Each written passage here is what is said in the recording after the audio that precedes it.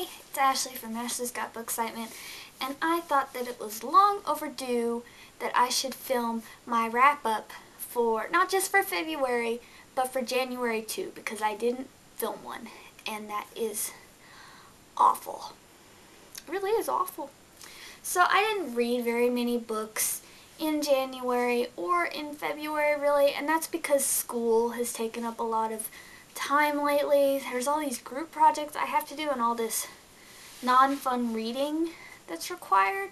So yeah, so I'm gonna go through the books that I read just because. First book that I read in January of 2013 was Plague by Michael Grant. This is the fourth book in the Gone series. I gave it a 4 out of 5. It's just a crazy series, and I love it. Just get sucked in from page 1 to all this horrible stuff that's happening to these kids, really. In Plague, there's a sickness going around. Kids are dying. They're getting like this horrible cough where they literally cough up their lungs, which is pretty awful. And also there's these big bugs that eat them, which is also bad. This is a great story. It had a crazy little twist, well, new development at the end of it, and I'm excited to see where it goes next. The last book in the series is coming out in April, I think, so I just have to read Fear. Fear's the 5th book, and then Light will come out, and I will have finished the series, and I highly recommend that you guys start it. It's crazy and great, all wrapped into one. So the second book that I read in January was Soulless by Gail Carriger. I think it's categorized as I think it is steampunk, but I wasn't sure when I started it. The language is a little different. It kind of goes back to a different style of writing. But once I got sucked into that book, it was golden. So it also got a 4. You'll be seeing this little smiley face that I messed up a lot in this video. It was about this spinster named Alexia Terabody. And somehow she gets herself embroiled in the middle of this humongous scientific vampire werewolf thing conspiracy, and she's just a very funny character. She speaks her mind, you know, because she's a spinster. She doesn't really have to worry about offending anyone, because that's what spinsters are supposed to do, you know, they're characters. But yeah, and then she ends up, this is not a spoiler or anything, but she ends up falling for the lead investigator, kind of, in the book, Lord Macon, who is a werewolf. And also I forgot to mention, she has the ability to negate supernatural abilities. So she can't be hurt by vampires or werewolves, because as soon as they touch her, their powers like disappear. They just become normal humans again. It's a series 2, and I'm going to continue on with it because it was a fun read. It was fun. It is an adult book though, so if you're too young to read it, don't read it. The third book that I read in January was Anna and the French Kiss by Stephanie Perkins.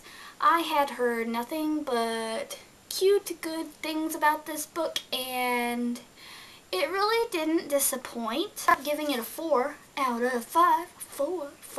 It did end up being a little more of a serious book than I thought, because the characters are having to deal with some stuff that is hard.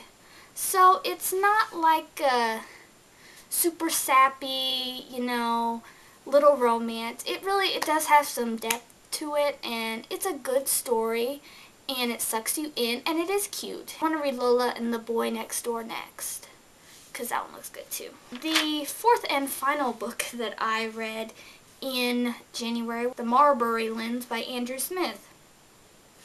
I gave this book a 4, but it was, my goodness, it was weird. Very weird, and I almost don't think it should be considered in the young adult genre, because there was some heavy stuff going on in there. The kidnapping part, major disturbing. What happened to that boy was awful. I am glad he escaped. And then just, I don't know, you almost felt like you were going crazy while you were reading it because the character was he was kind of going crazy in a way. It's like he would have these thoughts and it's like, what? And the world of Marbury, my goodness, that was an awful place. Just imagine going through like, kind of like a desert space, you know, and just seeing corpses everywhere.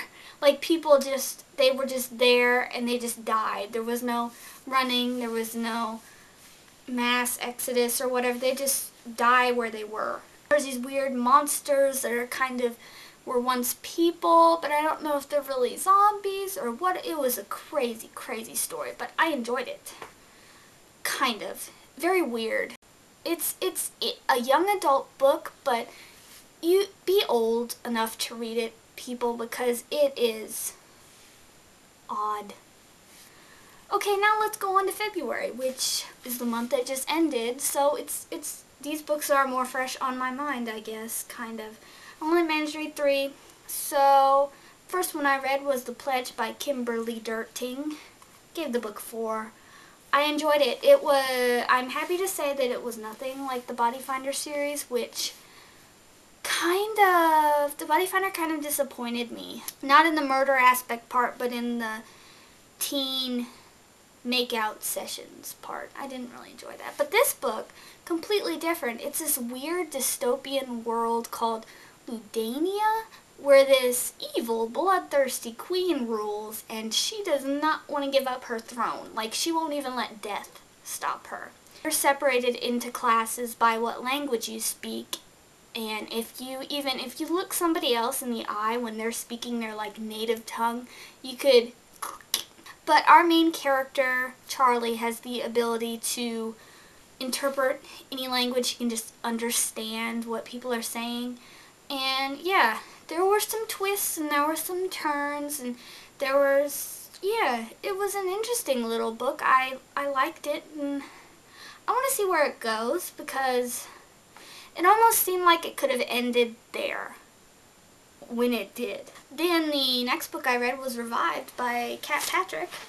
This book also got a 4. Surprise. What did I like about this book?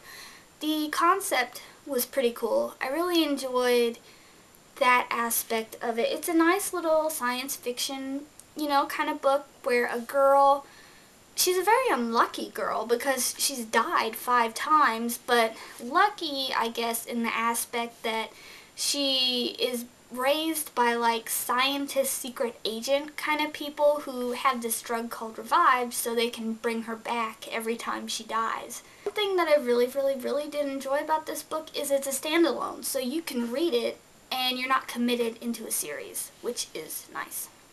And then the last book that I read in February is Warm Bodies by Isaac Marion, which I gave a 4.5 out of 5. So add a 0.5 to that and you'll have I wanted to read it because the movie looks super fantastically wonderful and I want to see it. I haven't yet, but in this book, it started out so weird. It was really hard for me to connect with R. I just kept, it was just a zombie to me at first, rotting lips, and I could just imagine like the ooze and the stench and the blah, blah, blah, like a decayed body kind of. Well, he is a decayed body. As the book went on, he just got more and more human, and the story between him and Julie was just so sweet, him discovering his humanity, and yeah, man, I liked it. I really did. So maybe I need to read more books where zombies are the main characters. I don't know. But yeah, I'm gonna go see that movie sometime, maybe, hopefully, yeah. So that's it. That's what I read for January and February. I didn't have too bad of a month. I hope to read a little bit more, but hey, nothing's set in stone. So yeah, I'm just going to do a real quick March TBR for you guys. So here's what is next on my pile. I could add other books in there. I could take away books, who knows. But yeah. So all these things I've done by Gabrielle Zevin. Currently still not finished with it.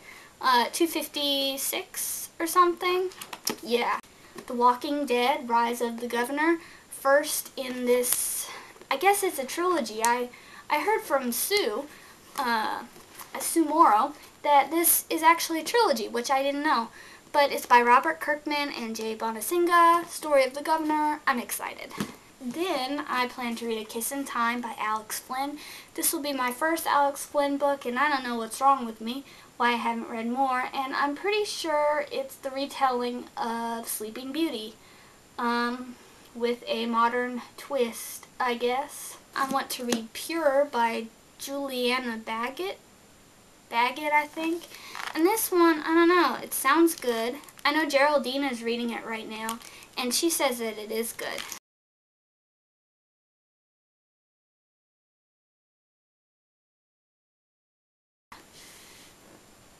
She's part of the family business. I can't do a mob voice. But yeah.